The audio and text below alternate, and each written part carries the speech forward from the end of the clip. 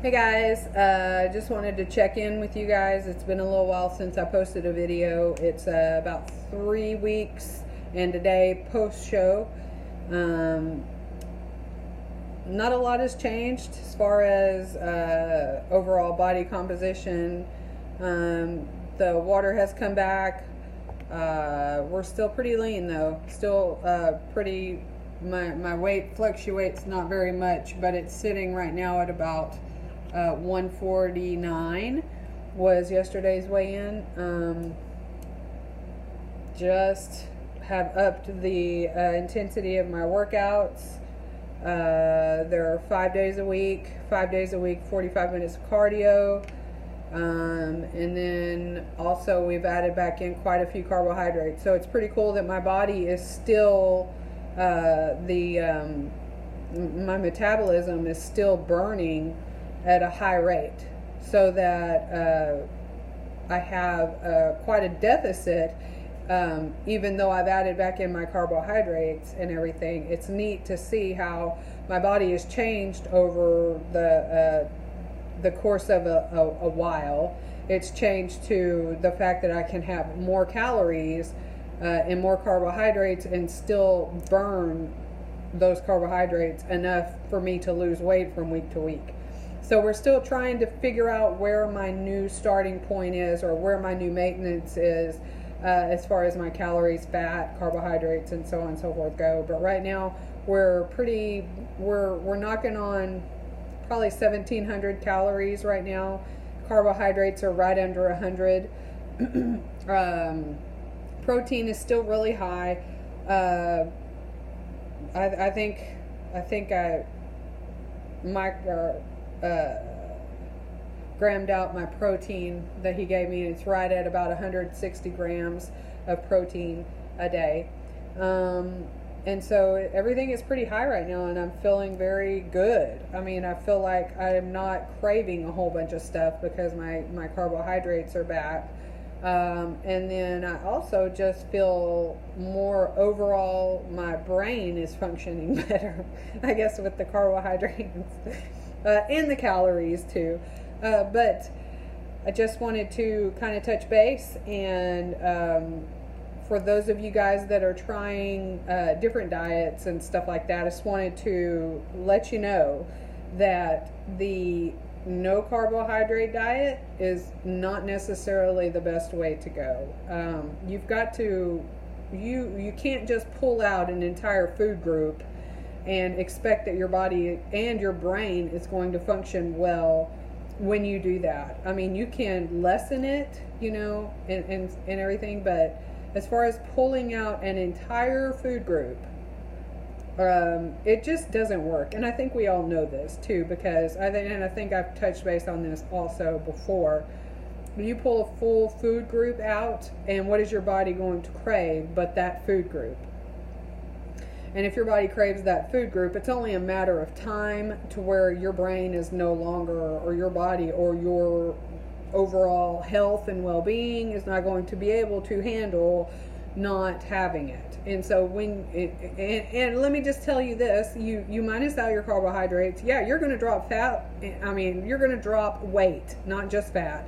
You're going to drop weight in general very, very quickly. It is a very quick thing. And a lot of people like that, and that's why they go to no carbohydrates, and that's why they're doing keto and stuff like that, because they want the quick weight drop. And I get it, but it is not sustainable for most people. Most people who have a weight problem in general, they eat for other reasons other than just food. They eat to eat, and I'm one of those folks. And you eat to comfort yourself, and so on and so forth. And so the carbohydrates are not the bad guy. And if you add those back in after you've lost your little bit of weight, immediately your body will absorb them and you'll blow back up. It's only a matter of time before that happens. So if you're looking for something that's more sustainable, here's what I would suggest. Look at your overall diet. You know what is good and what is not good in your overall diet, and you have to be, number one, honest with yourself about exactly what's going on. And what I would consider doing, and what I do even still now, I track my calories. When I know that I'm getting out of hand, when I know that I'm having issues with staying on plan or whatever, if I will track my calories, and I use my Fitness Pal. It's an app, and it's really good. You can even barcode, like scan barcode stuff on it. It's really easy. It will track your calorie intake. If you will track what you're eating for a few days, if you, honest to God, do not know why you're gaining weight, which I think is bull crap. If you, honest to God, do not know why you're gaining weight, and you get on MyFitnessPal, which is the app, and you track this for a few days, you will see very quickly why you are gaining weight, or why you can't lose weight, or whatever. And then what you do is you look at those lists and you say, okay, here's what's going on.